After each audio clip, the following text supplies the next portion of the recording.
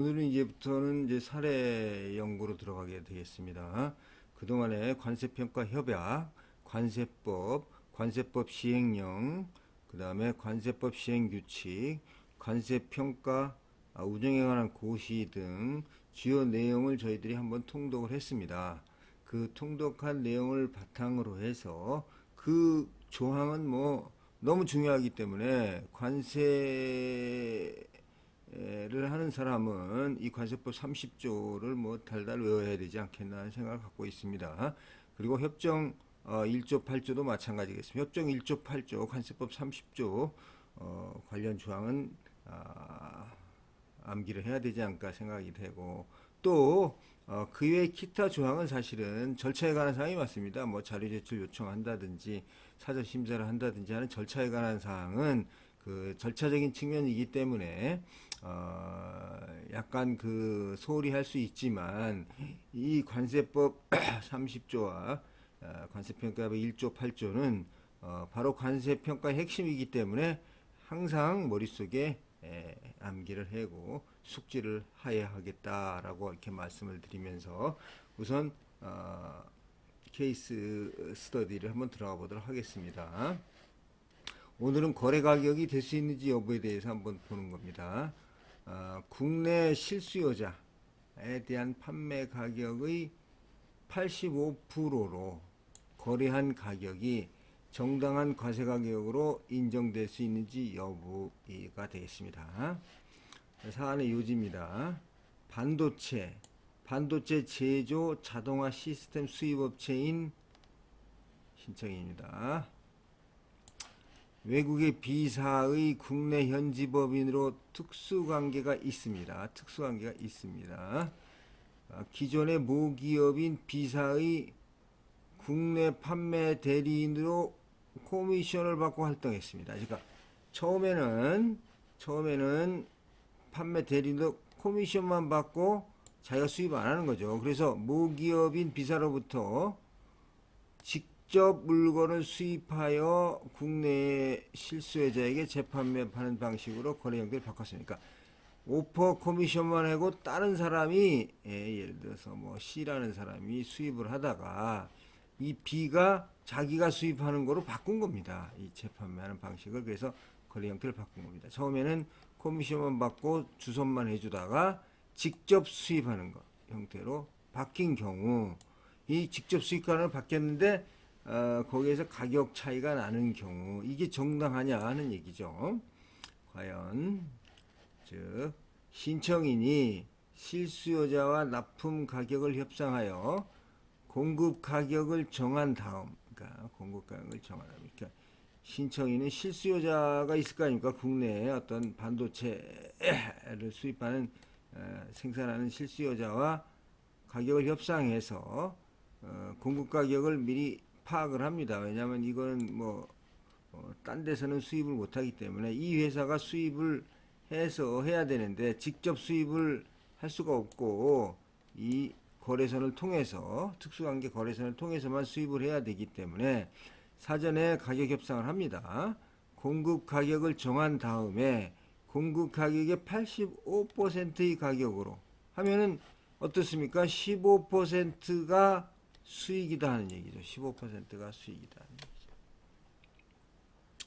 이 경우 국내 실수요자에 대한 판매 가격의 85%로 거래한 가격이 이게 과연 실제 지급금액 일방법에 타당한지 여부가 되겠습니다. 그래서 실수요자의 85%의 거래한 가격이 정당한 가격인지 하는 그런 문제가 되겠습니다.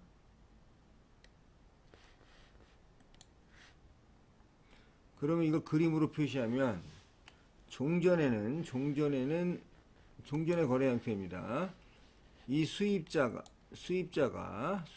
즉 엔드 유저가 되겠죠. 수입자가 여기 판매 대리인한테 신청을 하면 판매 대리인이 오파를 넣어가지고 직접 이렇게 수입을 합니다. 직접. 예를 들어서 100원이면 100원에 수입을 하는 거죠. 100원.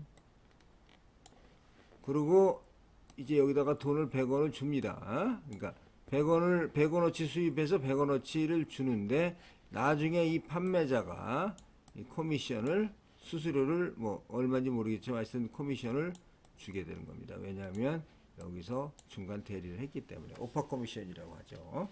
그래서 보면 신청인은 엔드 유저에 대해서 영업 마케팅 활동을 수행을 하고 있고, 엔드 유저 즉 최종 수입자는 신청인의 모기업인 B사의 수입 물품 구매 주문을 합니다. 이렇게 그러면 신청인의 모기업인 B사가 수입 물품을 구매해서 이렇게 구매를 하고 돈을 지불하겠습니다. 신청인은 여기 표시가 이건 돈 지불이죠. 3번은 이제 돈을 지불하는 거죠. 지불. 신청인은 영업 및 AS 비용을 모기업인 B사로부터 수수료, 커미션을 받고 있습니다. 그래서 지금 현재 100원으로 과세 가격이 설정이 되고 있는 상태에서, 자 보겠습니다. 어떻게 바뀌는지. 자, 그럼 변경 거래 형태가 되겠습니다. 변경 거래 형태는 이제는 그 오퍼를 하던 그 오퍼 커미션을 받던 국내 수입자, 특수강이 있는 종점 판매 대리인이 바로 수입을 합니다. 사실은 그 수입하기 전에 엔드 유저와 가격 협상을 하죠. 그래서 마케팅 활동을 수행을 하고, 그 엔드 유저는 신청인에게 수입 물품을 발주하고, 이에 신청인은 모기업인 B사의 수입 물품에 대해서 구매 주문을 합니다. 제가 이렇게 이 화면으로 띄우는 이유는, 이것은 제가 저의 관세평가 케이스 스터디라는 저서인데, 여러분이 책을 안 사더라도 이 내용을 이렇게 보고만 계셔도 충분히 그 내용을 파악할 수 있도록 하기 위해서 제가 이렇게 화면을 띄우고 있습니다. 참고하시고 책은 구매하실 필요가 전혀 없습니다. 모기업인 B사는 이전 가격 정책에 따라서 국내 판매 가격의 85%죠. 그러니까 이게 15%의 이윤을 남겨주는 거죠. 여기다가 이 사람이 여기서 100에 팔고 여기서 85에 들어오게 되면 이 사람은 15의 이윤이 남아서 자기 영업 관리를 할 수가 있다는 거죠. 그리고 신청인은 외국 모기업 B사가 제조한 수입 물품을 직접 통관하는 것입니다. 자, 우선 이거를 보고 우리 검토해야 될 게 뭐가 되겠습니까? 관세법 30조죠. 30조. 자, 수입 물품의 과세 가격은 당해 수입 물품의 수입 거래가 이루어진 때에 구매자가 판매자나 또는 판매자를 위하여 실제로 지급하였거나 지급하여야 할 가격의 총액입니다. 이게 실제 지급 금액이라고 하죠. 이거를 기초로 결정하고, 또 이게 특수관계자니까 특수관계가 가격에 영향을 미치지 아니하였다고 하기 위해서는 당해 수입물품의 가격이, 당해 수입물품의 가격이 어떻습니까? 특수관계가 없는 구매자와 판매자 간에 통상적으로 이루어지는 가격 결정 방식으로 결정된 경우, 우리 관세법 시행령 23조입니다. 그 다음에 또 마찬가지로 당해 산업 부문이 정상적인 가격 결정 관행에 부합한다. 정상적인 산업 가격 결정 방식. 2호죠. 1호, 2호. 여기 3호입니다. 그 다음에 모든 비용에 더하여 대표적인 기간 중 동종 동류의 물품 판매에서 실현된 기업의 전반적인 이윤을 대표하는 이윤을 회수했을 정도. 이거는 주회 3에 나와 있습니다. 협정 제1조 2항의 주회. 주회는 익스플레이네이토리 노트라고 해서 협정이 있고 그 다음에 쭉 지나가다 보면 협정이 끝나고 나서 주회가 별도로 있습니다. 어떻게 볼까요? 그럼 본건은 어떻습니까? 본건은 신청인과 모기업이 모두 수입 물품의 가격을 신청인의 수입 후 국내에서 재판매하는 가격의 일정 비율로 정하고 있습니다. 저거 85 정하고 있습니다. 이 같은 가격 구조로는 구매자는 당해 물품의 수입 후 국내 판매 가격을 판매자에게 공개하지 않고는 가격의 구체적인 금액을 특정할 수 없는 한편, 자, 특정할 수가 없죠. 이게 지금 85%가 돼 있는데 과연 얼마에 계약을 했는지, 어떤 근거에 의해서 국내 판매 가격과 영업이 계약이 됐는지 모르는 거죠. 그리고 그 사이에 어떤 비밀의 사항이 숨어 있는지 모른다는 얘기입니다. 모기업은 판매자로서 만에 하나 있을지 모르는 신청인의 재판매 가격 책정상의 오류로 인한 불이익을 미연에 방지하기 위해서 어떤 형태로든 모기업이 지위에서 수입 후 국내 재판매 가격을 사실상 통제할 수 않을 수 없다. 재판매 가격 통제가 이루어지고 있다고 보여지는 거죠. 그래서 이 건 수입 물품의 가격이 특수 관계자가 없는 구매자의 판매자 내 통상적으로 이루어지는 가격 결정 방식으로 결정된 경우라든가, 혹은 당해 산업 부문의 정상적인 가격 결정 관행에 부합하는 방법으로 결정이 됐다고 보기는 어렵겠다는 얘기입니다. 이 판매 가격을 조정을 하고 있기 때문에. 아울러 이러한 방식으로는 소유 적정한 이윤이 적정한지 안 한지는 모르는 거죠. 그냥 15%가 이게 적정한지 안 하는지는 모르는 거죠. 그래서 이 적정한 이윤을 반영하는 것이 허용되지 않는다는 점에서 WTO 관세평가협약 1조 2항 주의 3의 규정에도 해당하는 것을 볼 수 없습니다. 그러니까 특수관계가 가격에 영향을 미치지 않았다고 할 수도 없고, 또 관세평가협약의 주에도 해당이 되지 않는다고 하는 판단이 되기 때문에 본건 수입 물품의 가격은 그 결정 방식과 내용을 살피건대 신청인과 판매자 간의 특수관계가 수입 물품의 가격에 영향을 미친 것으로 판단이 된다는 거죠. 그래서 31조 동종 동질 물품의 가격 평가와 같은 그 이하에서 정한 가격으로 과세 가격을 결정한다, 이렇게 판단을 하고 있습니다.